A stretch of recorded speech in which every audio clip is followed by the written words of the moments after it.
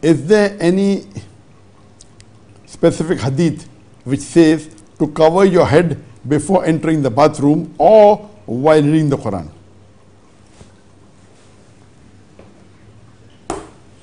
As far as my knowledge is concerned, I don't know of any hadith in which the Prophet covered his head while going to the toilet for the call of nature. I don't know of any hadith of the Prophet or the Prophet.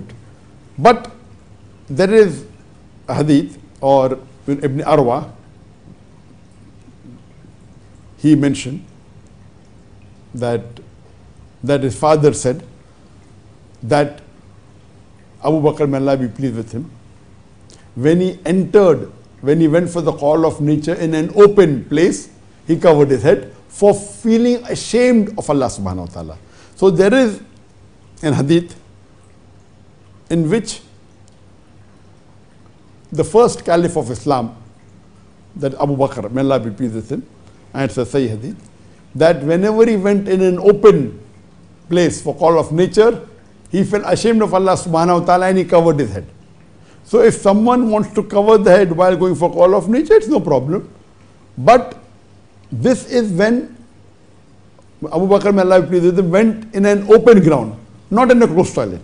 So this will not be applicable for a closed toilet. But if someone wants to cover the head in the closed toilet, no problem. But you cannot say it is a sunnah to cover the head in a closed toilet.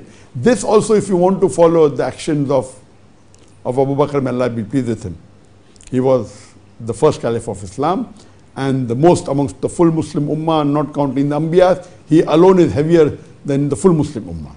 But this also, the hadith is very clear cut, in an open place. So if you go for call of nature in open ground and you cover that, you can say that I'm following the actions of the first caliph of Islam. It will give you sawab. But in normal closed toilet, this is not what Abu Bakr, may Allah be pleased with him, did.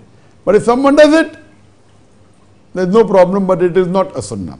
The second part of the question, that is covering the head while reading Quran a sunnah? There is no evidence in anywhere in the Quran or the hadith in which you have to cover your head while reading the Quran. So it's not that you have to cover your head while reading the Quran. But there is that the Prophet, when he went out, normally out of the house, he used to cover the covering. That generally is the sunnah. So there's no evidence while reading the Quran you should cover the head. But in certain cultures and certain parts of the world like India, Pakistan, etc., covering the head is there for respect. So if someone follows the culture and covers the head while reading the Quran, there is no harm.